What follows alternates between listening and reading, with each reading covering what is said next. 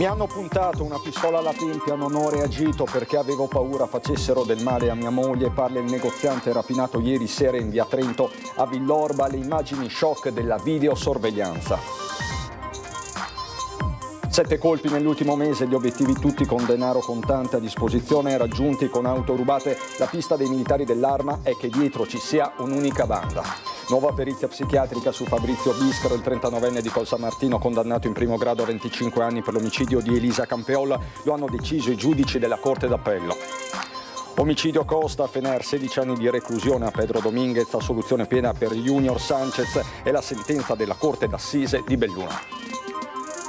Ricoverata nel reparto di psichiatria dell'ospedale di Treviso per aver tentato di togliersi la vita, una donna si è suicidata con un nastro. Secondo la famiglia ci sarebbero delle responsabilità e si oppone all'archiviazione. Dopo le parole di Zaia sulla possibile corsa in solitaria della Lega in vista delle regionali, rincara la dose Mario Conte: noi avremo il nostro candidato. Ma le polemiche sono all'ordine del giorno, sfameremo Zaia, ha detto Maurizio Gasparri durante una diretta televisiva nazionale, parole che lo stesso capogruppo di Forza Italia rilancia ai nostri microfoni. La nostra arma sono le scuole sempre aperte. Dopo il caso dello spray al peperoncino spruzzato in classe Alvesta interviene Angela Ferraro, dirigente all'Istituto Comprensivo 5. Alle medie 2 ragazzi sono stati trovati con un coltello. Porta lettera al freddo e senza carta igienica al centro logistico delle poste di via Castagnole. La denuncia arriva dalla CISL Treviso Belluno. Presentata la campagna lancio del servizio civile universale che l'Associazione Comuni Marca Trevigiana riserva a 201 giovani tra i 18 e i 28 anni, adesioni entro il 18 febbraio. Bentrovati, buonasera telespettatrici, telespettatori di Antenna 3. La cronaca in apertura, in primo piano per questa edizione trevigiana dei nostri telegiornali. Partiamo da Villorba dopo la rapina di ieri sera ai danni di un negozio. È la quarta in poco più di una settimana. Ci sono le parole, c'è il racconto dei negozianti, nei loro occhi c'è ancora l'orrore. Mi hanno puntato una pistola alla tempia, il racconto del titolare. I rapinatori, lo sentirete anche dal video shock, hanno scandito lettere molto chiare, minacce molto chiare: dateci l'incasso o spariamo. Insomma, una cronaca davvero infernale, l'ennesima. Partiamo da qui.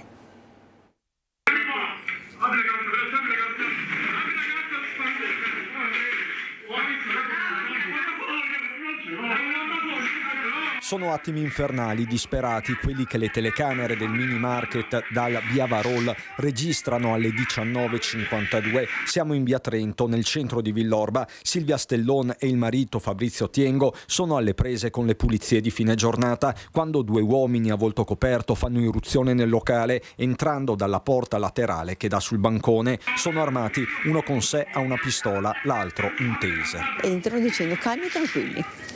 Attraversano la pedana, o forse solo uno, comunque si recano tutti e 2 verso di qua. Mio marito era là sull'angolo e lo prendono un po' di mira lui e me, lasciano un po' in disparte e cominciano a dire che vogliono la cassa. Volevano le chiavi della cassa e puntandomi la pistola alla tempia. In quel momento volevo anche reagire, dite la verità, però c'era sempre lei come ostaggio.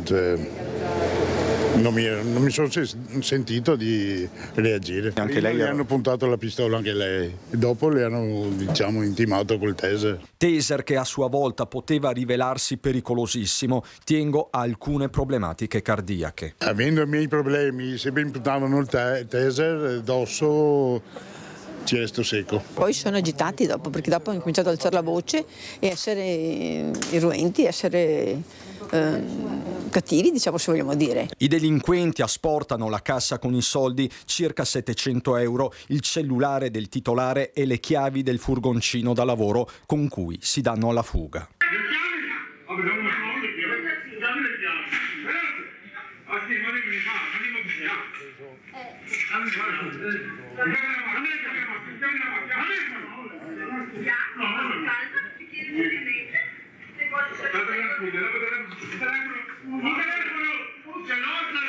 Neanche un minuto, una cosa velocissima, vogliono fare tutto veloce, cercavano di essere rapidi. Il furgone aziendale viene trovato già in serata a Macerata. I ladri erano arrivati in via Trento a bordo di una Fiat Panda bianca risultata rubata a Campo San Piero il 6 gennaio. Devi riaprire perché devi riaprire. La paura, adesso vediamo un attimino da mettere altre telecamere fuori.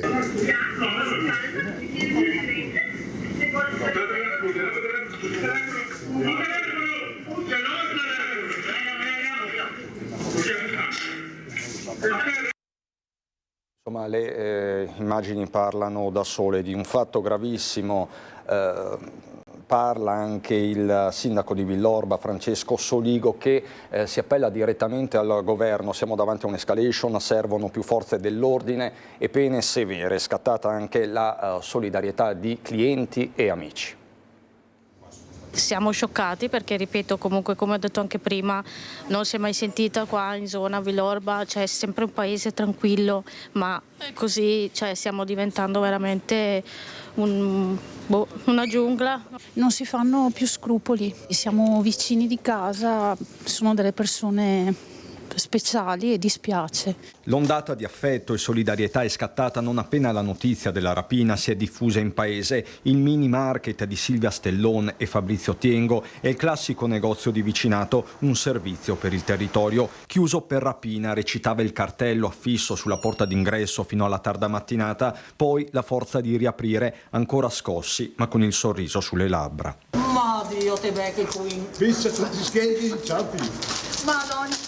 Si torna alla normalità, ma di normale in questa vicenda c'è ben poco. Lo stesso sindaco di Villorba, accanto alla comandante della polizia locale, ha voluto esserci. Sono rimasto basito anch'io perché siamo in centro a Villorba, siamo vicino ad altre attività, in un orario dove le attività chiudono e c'è movimento.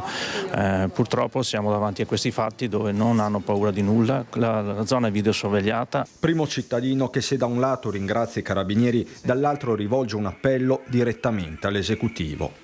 Al governo bisogna prendere provvedimenti, fare delle norme che siano un po' più stringenti e che vengano attuate, insomma, per queste cose. Sappiamo tutti come funziona, dobbiamo essere un po' più incisivi su quello che è la pena. Visto che comunque l'escalation di questi furti succede sempre più spesso anche in centro, credo che sia il caso di dare anche più forza dell'ordine, insomma. Intanto si riapre nell'abbraccio di amici e clienti. Mettiamola così. Intanto nel pomeriggio il comune di Villorba ha adottato una decisione urgente stanziando 40.000 euro per l'acquisto di 10 nuovi lettori di targa che saranno installati sul territorio comunale. E dicevamo, è uno stillicidio, un vero e proprio stillicidio. I colpi nell'ultimo mese sono 7, 4 lo ripeto nell'ultima settimana. Gli obiettivi tutti con denaro contante a disposizione, senza grosse difese passive e raggiunti con auto rubate. La pista dei militari dell'Arma è che dietro ci sia un'unica banda. Lo stiamo verificando se è possibile cercare dei punti di concorrenza in questi episodi e vedere se gli autori sono gli stessi. Supermercati, farmacie, tabaccherie, esercizi commerciali usati come bancomat, assalti armati, banditi a volto coperto, pistole o mitra, bottini di poche centinaia di euro, colpi messi a segno con auto rubate o con mezzi con targa rubata poi abbandonati. Potrebbe esserci un'unica banda dietro agli ultimi 7 colpi nella Marca. È questa la pista che i militari del comando provinciale di Treviso stanno seguendo. Obiettivi facili, attività spesso senza telecamere e con denaro contante. Parliamo sempre di bottini tra i 400 e i 1.000 euro. Non ci sono stati episodi violenti, in alcuni casi hanno tentato di rubare gli effetti personali o il denaro ad alcuni clienti, ma comunque quando questi sono opposti hanno desistito quasi autonomamente. Il primo colpo il 16 dicembre ai danni della farmacia Tonicello di Morgano di Badoere, l'irruzione con il mitra, la minaccia per farsi consegnare i soldi della cassa. 2 settimane dopo esatte, l'obiettivo diventano 2 tabaccherie, prima a Sala di Istrana, la tabaccheria della famiglia Tosello. I banditi fanno irruzione verso le 18, ci sono i clienti in negozio. Poi Merlengo di Ponzano, i ladri intimano ad Irene Baseggio e ai 4 clienti di stare a terra. Il 7 gennaio ancora una tabaccheria a Piavona di Oderzo, questa volta i banditi sono in 4, sempre a volto scoperto e con un mitra. 10 e 11 gennaio, 2 supermercati, la CRAI di Altivole, 1.500 euro il bottino, il più alto, il mitra puntato contro il titolare e la frase «È una rapina tranquilla». Il giorno dopo il colpo al Prix di via Castellana a Treviso, sono in 3, armati di fucile d'assalto. Martedì sera l'ultima rapina all'alimentare dal Biavarolla di Villorba, i banditi sono 2, anche in questo caso l'auto rubata è una Panda, come in altri 3 episodi. Similitudini che hanno convinto i militari ad allargare il cerchio oltre il singolo colpo. Secondo le dichiarazioni rese dai testimoni, la banda non aveva alcuna flessione particolare. I componenti potrebbero essere tutti italiani.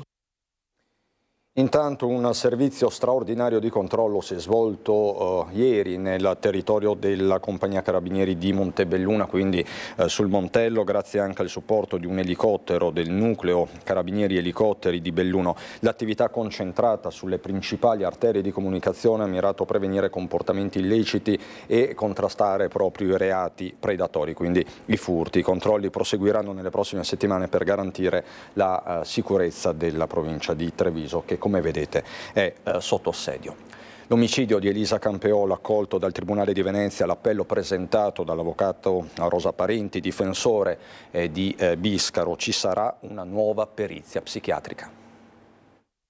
Un appello scritto nero su bianco in 60 pagine. L'avvocato Rosa Parenti, che difende Fabrizio Biscaro, il 39enne che il 23 giugno del 2021 accoltellò a morte Elisa Campeol, ha spiegato punto su punto perché il suo assistito deve essere sottoposto ad una nuova perizia psichiatrica. Nell'ultima era stato definito dal perito nominato dal pubblico ministero capace di intendere volere al momento del grave fatto, ma il perito era lo stesso medico che lo aveva avuto in cura per diversi anni e per questo, secondo la difesa, avrebbe dovuto dichiararsi incompetente a decidere sullo stato mentale dell'uomo. Il 39enne, che sarebbe affetto da una grave patologia psichiatrica, privo di alcuna emozione e socialmente pericoloso, è rinchiuso nell'infermeria del carcere di Verona senza una vera e propria terapia farmacologica. Il giudice della Corte d'Appello di Venezia, dopo un'ora di Camera di Consiglio, ha accolto la richiesta del legale. Il 12 febbraio sarà conferito a Davide Roncali, Alberto Castagna e Raffaella Casagrande l'incarico per una nuova perizia psichiatrica. Il collegio di 3 psichiatri avrà dai 30 ai 70 giorni per stabilire se Biscaro fosse capace di intendere volere al momento dell'efferato delitto e sia capace di stare a processo. Elisa fu uccisa con 20 coltellate mentre stava prendendo il sole sul Piave all'Isola dei Morti a Moriago della Battaglia, colta di sorpresa e trucidata senza pietà da Biscaro. Per i genitori è stato un duro colpo, dice l'avvocato Lorenzo Secoli, legale della famiglia, perché non si aspettava che si dovesse ancora discutere sulla capacità dell'assassino della loro figlia. Per i genitori è stato un duro colpo, dice l'avvocato Lorenzo Secoli, legale della famiglia, perché non si aspettavano che si dovesse ancora discutere sulla capacità dell'assassino della loro figlia.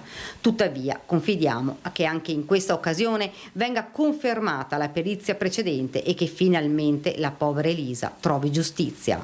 Se la nuova perizia dovesse stabilire che il 39enne era totalmente incapace al momento di compiere il grave fatto, sarebbe trasferito nuovamente presso il REMS di Nogara, sempre in provincia di Verona. Ricoverata nel reparto di psichiatria dell'ospedale di Treviso per aver tentato di togliersi la vita, una donna si è suicidata con un nastro. Secondo la famiglia ci sarebbero delle responsabilità e si oppone all'archiviazione. Il giudice si è riservato di decidere. Aveva manifestato manie suicide, tanto che i carabinieri avevano allertato i sanitari dell'ospedale. Era il 4 febbraio 2024. La donna, cinquantenne dell'Interland trevigiano, era stata ricoverata nel reparto di alta vigilanza e di psichiatria del Cafoncello. Dopo 5 giorni la paziente era stata trovata priva di vita dal personale. Si era uccisa con un cordino di raso di quelli del tipo da pacco regalo. Nastro che, secondo i familiari, non era mai stato a disposizione della donna, non era con gli indumenti che gli erano stati controllati dal personale infermieristico prima di essere consegnati a lei. Immediatamente era stata aperta un'inchiesta, ma nei giorni scorsi il pubblico ministero ha chiesto l'archiviazione ritenendo l'evento imputabile ad un'imprevedibile e inspiegabile disponibilità della signora del nastrino. L'avvocato della famiglia Giannilo Presti si è opposta all'archiviazione, nessuna indagine sarebbe stata effettuata sulla provenienza del cordino e sul perché fosse finito nelle mani della paziente ad alto rischio. Fra l'altro il giorno prima del suicidio avrebbe tentato di tagliarsi. Insomma, per la famiglia ci sarebbero delle responsabilità sulla morte della donna. Il giudice si è riservato la decisione. Ci dispiace molto per la famiglia, ha spiegato il direttore generale dell'ULSS 2 Francesco Benazzi. In quel reparto il personale è altamente qualificato e preparato ad affrontare ogni situazione. Nessuno riesce a spiegarsi come quel nastrino sia finito nelle mani della paziente. I controlli sulle persone ricoverate vengono effettuati dal personale ogni 10 minuti. La sorveglianza è massima, spiega ancora il direttore generale. Non possiamo legare i pazienti, facciamo di tutto per garantire loro la sicurezza e sorvegliarli, ma come in questo caso può capitare. I temi della sicurezza ci riportano a Treviso, città dove è in corso un dibattito a tratti molto forte sulle zone rosse. Interviene di nuovo il sindaco Mario Conte. Si tratta di applicare le nuove norme volute dal ministro dell'Interno Piantedosi. Seppur a malincuore, il sindaco di Treviso Mario Conte si dice pronto ad istituire anche in città le zone rosse. Il prossimo comitato per l'ordine e la sicurezza in prefettura non è ancora stato fissato.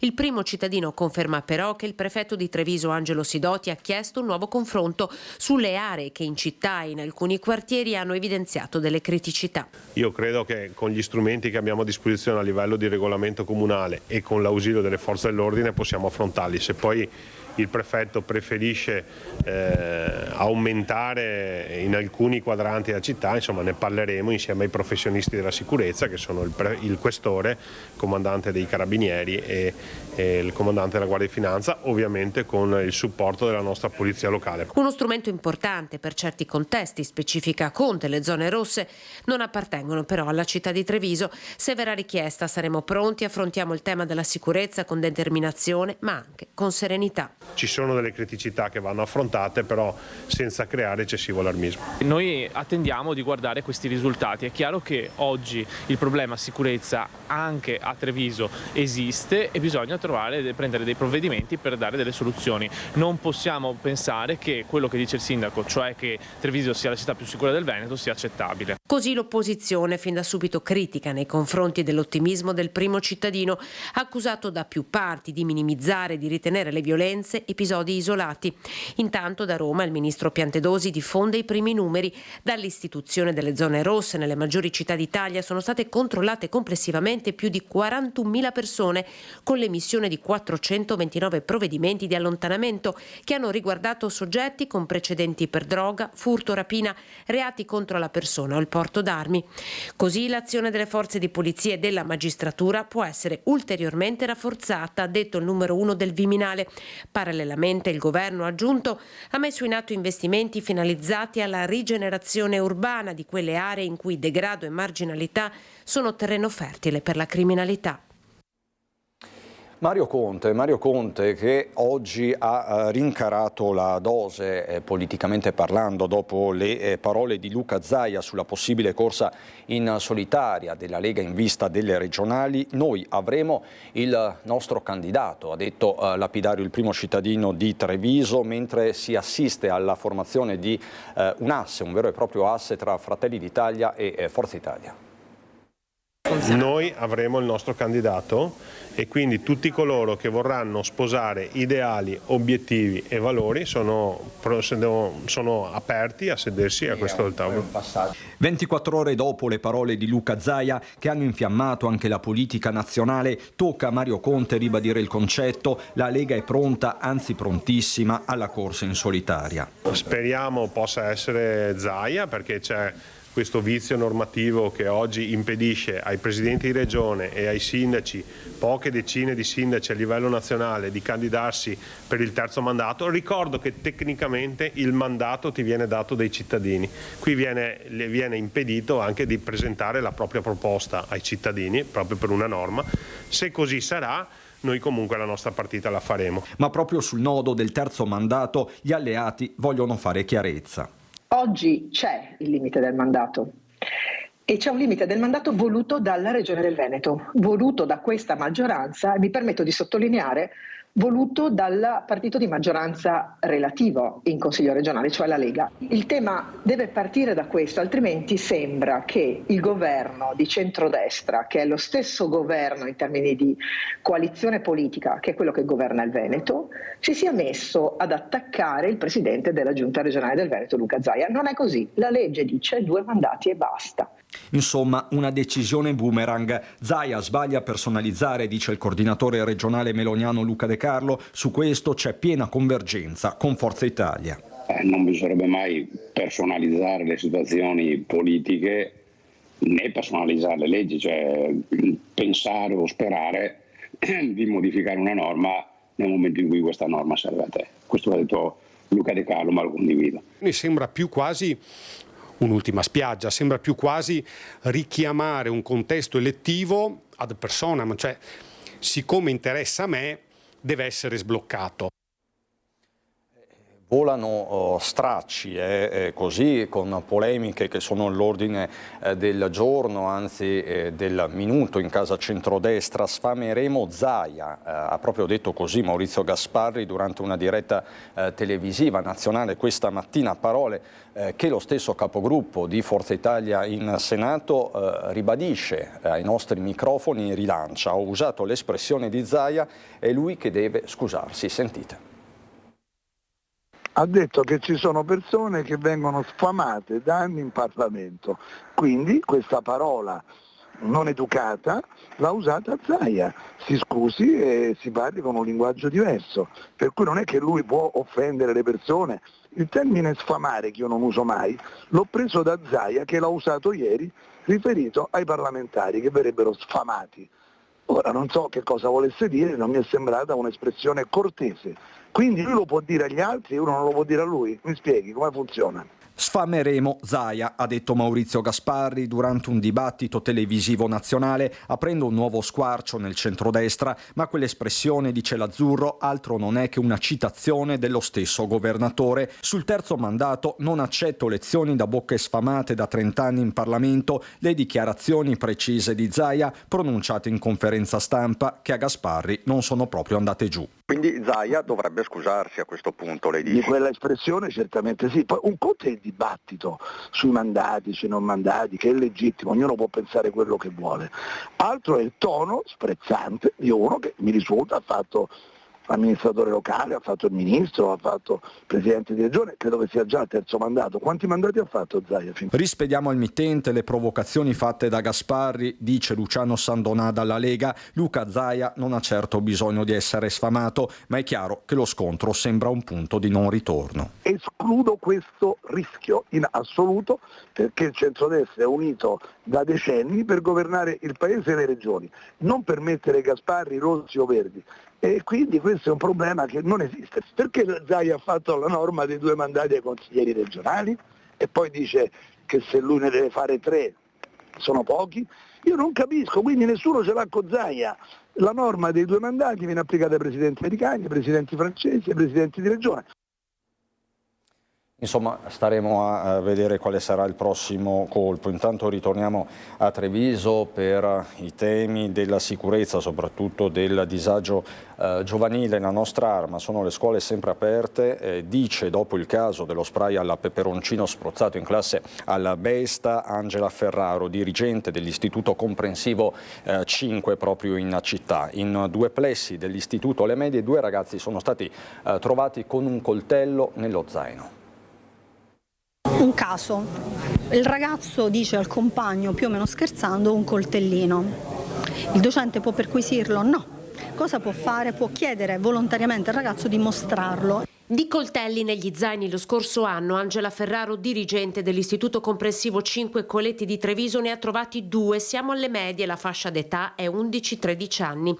Ieri lo spray urticante spruzzato in una classe di prima superiore per evitare il compito di matematica. La dirigente Renata Moretti del Besta ha lanciato un appello per un patto di collaborazione tra scuole e famiglie. Ferraro, collega e dirigente esperta, delinea il contesto.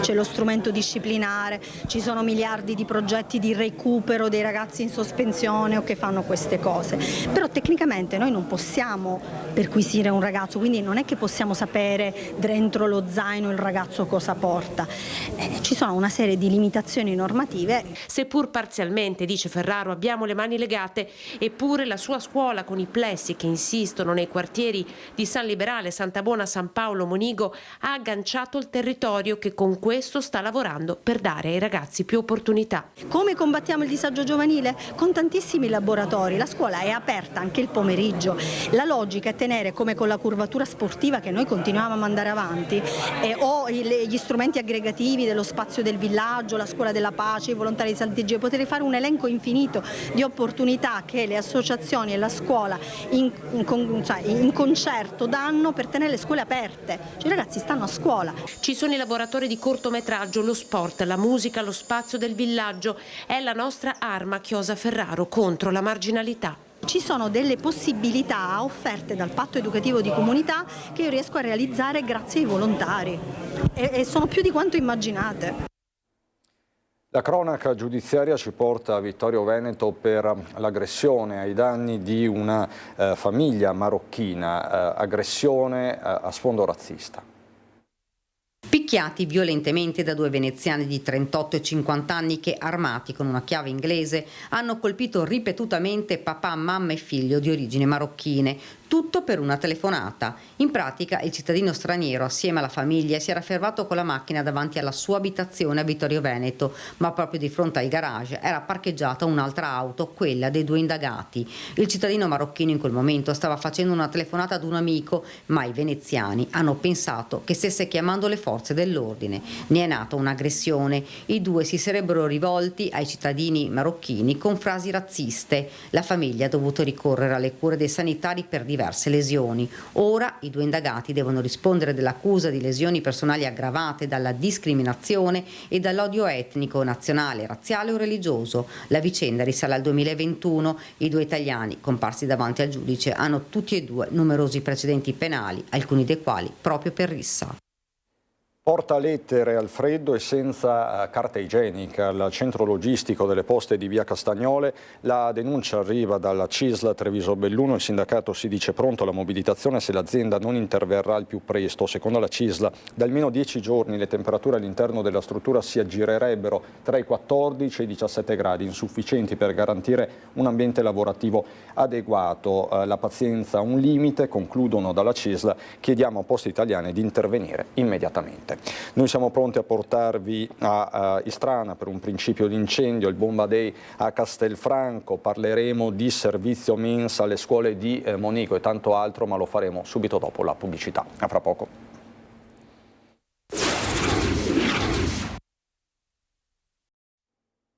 Di nuovo in diretta in studio, la cronaca ci porta a Istrana. Questa mattina poco prima delle 9:30 i vigili del fuoco sono stati chiamati in via Morgano a causa di un principio di incendio. L'incidente si è verificato durante la posa di una guaina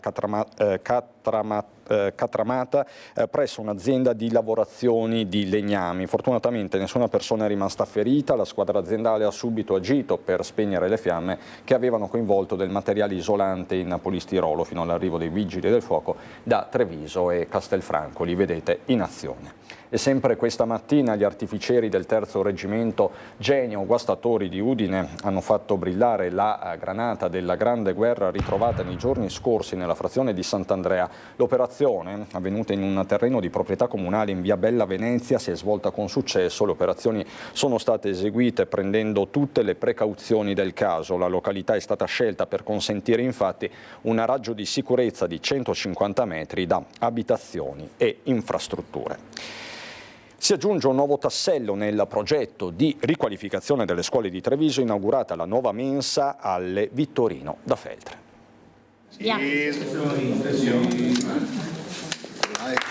Taglio del nastro per la nuova mensa scolastica delle Vittorino da Feltre di Monigo, intervento di adeguamento e modernizzazione degli spazi per i bambini e l'efficientamento energetico dell'intera struttura. 1 milione di euro l'ammontare complessivo dei lavori, 500.000 dei quali ottenuti tramite un finanziamento PNRR. Una mensa di 300 metri quadrati una mensa divisa in due, una per la scuola dell'infanzia per circa 60 posti e una per la scuola primaria di 80 posti. Collegamento coperto con la scuola, all'esterno pavimentazione antitrauma, in parte pavimentazione drenante. Recuperata la superficie di area verde sottratta ai bambini per la realizzazione della mensa con 1000 metri quadrati del parco Ali Dorate.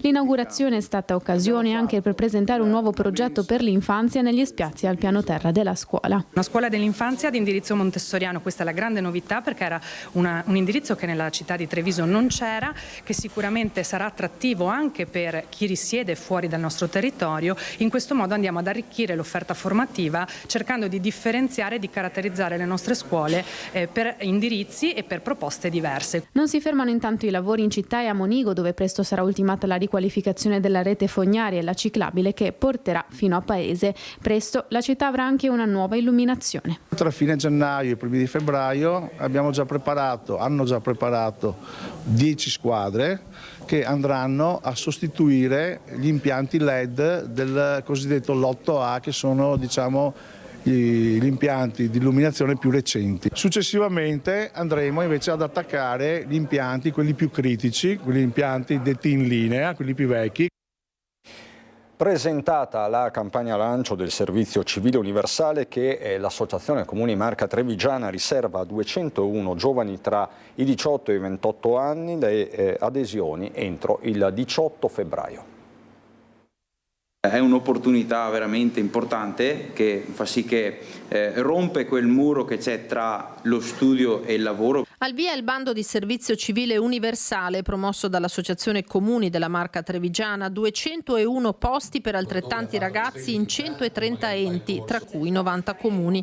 Tra le novità 21 progetti anche nel bellunese. Domande entro il 18 febbraio 2025 al sito www.comunitrevigiani.it. Un'opportunità per i ragazzi dai 18 ai 28 anni per mettersi a disposizione della propria comunità e sulla quale la propria comunità sta investendo attraverso non solo l'opportunità degli Erasmus, ma anche la riserva del 15% nei concorsi pubblici per far parte delle pubbliche amministrazioni, ma soprattutto per essere davvero gli attori delle proprie comunità e del proprio territorio. Tra le realtà in cui fare questa esperienza anche 24 tra associazioni e cooperative. Che rappresentano un grande valore aggiunto e danno ai ragazzi la possibilità di toccare con mano quel modello imprenditoriale appunto che si prende cura delle persone e del territorio. A Each Farm, la campagna di lancio in stile meme realizzata in collaborazione con i creator digitali Erika Isterica Castiglioni, Massimo Barco e Matteo Saccon, proprio per intercettare la fascia di popolazione più giovane e proporre un'esperienza che ha entusiasmato chi l'ha già sperimentata. È stata un'opportunità favolosa perché sicuramente è un'iniziativa molto utile al giorno d'oggi, soprattutto che è sempre più difficile riuscire a entrare nel mondo del lavoro e sono richieste sempre più esperienze, quindi sicuramente è un'iniziativa validissima per imparare e per arrivare nel mondo del lavoro già quantomeno un po' preparati. Abbiamo avuto anche per noi l'occasione appunto nell'inserimento nelle graduatorie provinciali per le supplenze, la possibilità anche che chi ha svolto il servizio civile universale può anche precedere nell'attribuzione di un incarico di supplenza rispetto ad altri, quindi è davvero un'occasione importante. Rimaniamo in ambito scolastico, andiamo alla scuola primaria di Santa Maria del Sile per un prestigioso riconoscimento. Compreremo una lavagna interattiva di ultima generazione, così svecchiamo la nostra dotazione. La dirigente scolastica della scuola primaria Anna Frank di Santa Maria del Sile non ha potuto nascondere la sua felicità. Nell'ambito dell'iniziativa Digi e Lode, promossa da Est Energy Gruppo Era, è stato consegnato alla scuola, alla presenza degli alunni della quinta classe, un assegno di 2.500 euro che sarà utilizzato per sviluppare progetti digitali innovativi. La gioia è che i genitori ci seguono. Sono comportamenti silenziosi, importantissimi, che insegnano ai bambini determinati atteggiamenti e che poi portano a scuola altri frutti che vanno di nuovo in circolo. Il progetto Digi e Lode è stato attivato nel 2021 nei territori del Friuli Venezia Giulia e del Veneto. Nell'arco di questo tempo in provincia di Treviso sono state premiate 30 scuole per un totale di 75.000 euro. Come funziona il meccanismo? Praticamente i nostri clienti, ogni qualvolta attivino dei servizi servizi digitali generano dei punti che in automatico vanno a premiare le scuole del proprio territorio. Questo meccanismo genera delle classifiche alla fine di ogni quadrimestre che poi appunto danno vita alle premiazioni. Siamo felici che ancora una volta una scuola di Treviso possa avere questo beneficio economico che le aiuta a essere al passo con i tempi e a innovare sempre di più le dotazioni tecnologiche a disposizione dei nostri alunni. L'Auditorium di Santa Caterina ha ospitato ieri pomeriggio la consegna delle benemerenze del CONI, le stelle al merito sportivo, le palme al merito tecnico e le medaglie al valore atletico. 45 gli atleti, dirigenti e le società destinatari delle benemerenze, consegnate alla presenza del delegato provinciale del CONI Mario Sansone e delle autorità cittadine provinciali, oltre a un pubblico, lo vedete, numeroso, eseguito anche l'inno d'Italia all'organo dal maestro Donato Cuzzato. E noi adesso andiamo a Belluno.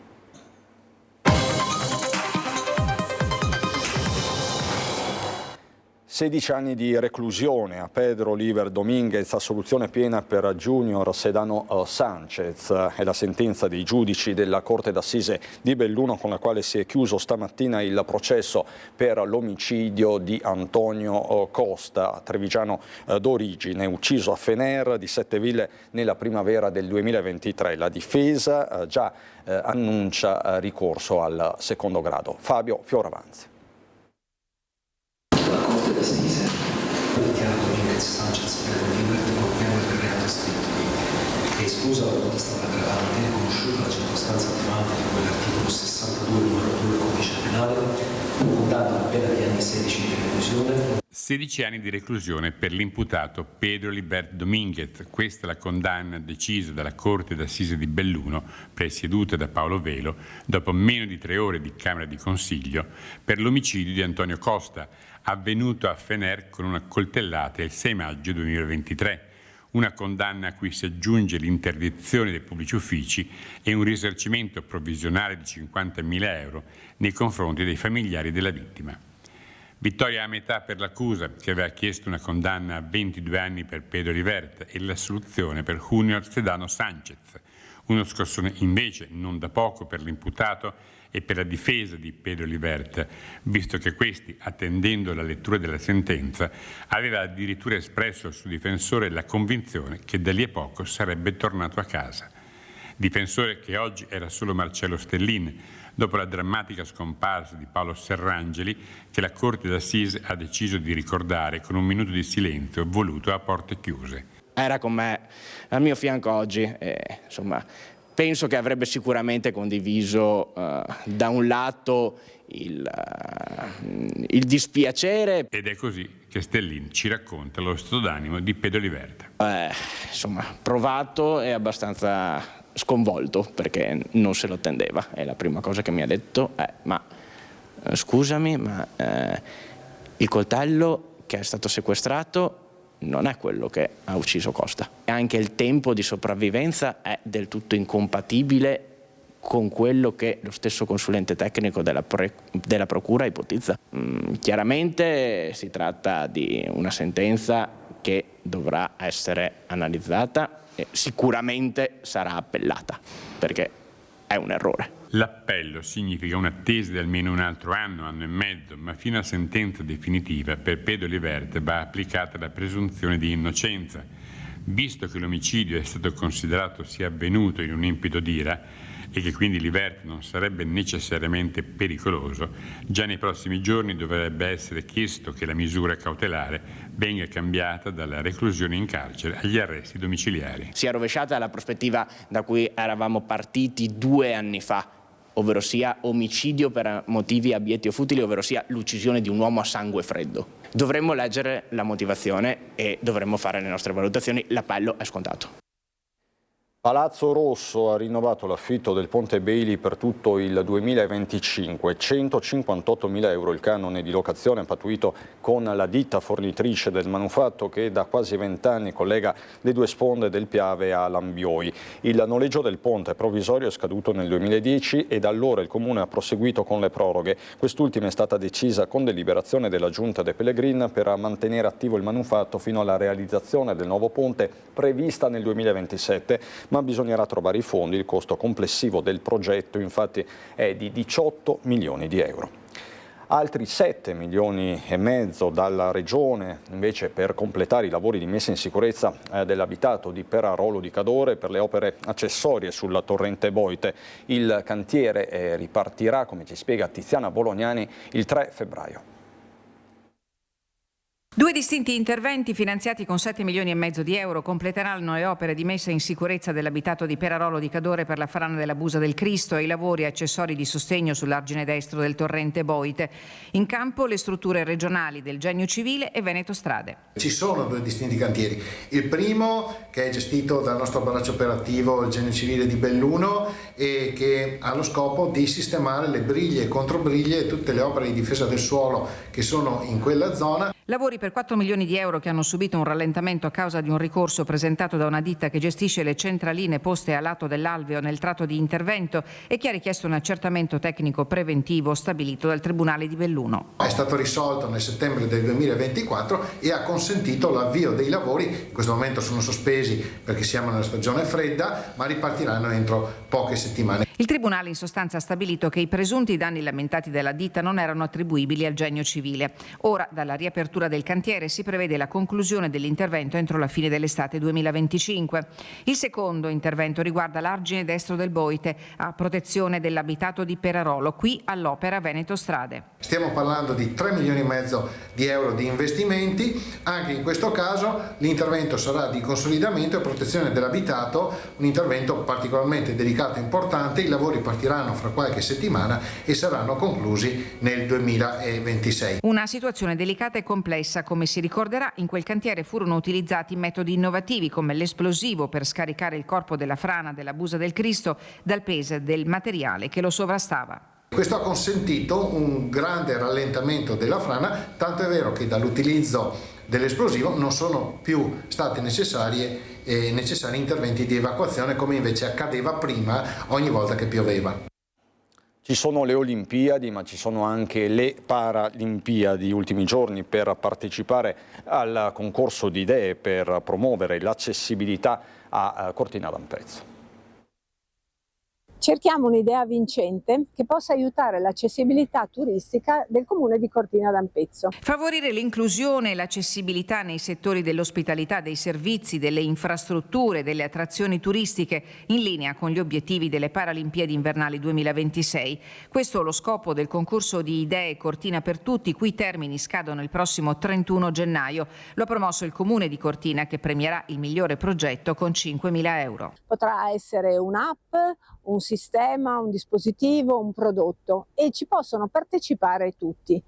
Il comune poi si impegna a realizzare il progetto che vincerà. La chiamata è rivolta a cittadini, associazioni e chiunque abbia un'idea innovativa, soluzioni per la mobilità senza barriere, app e supporti digitali in materia di segnaletica accessibile e ancora percorsi sensoriali e infrastrutture per persone con disabilità motorie, visive o uditive, gestione e manutenzione di materiali di supporto alle esperienze all'aperto.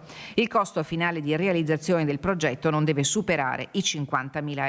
Tutte le informazioni sono pubblicate sul sito del Comune di Cortina e la partecipazione è gratuita.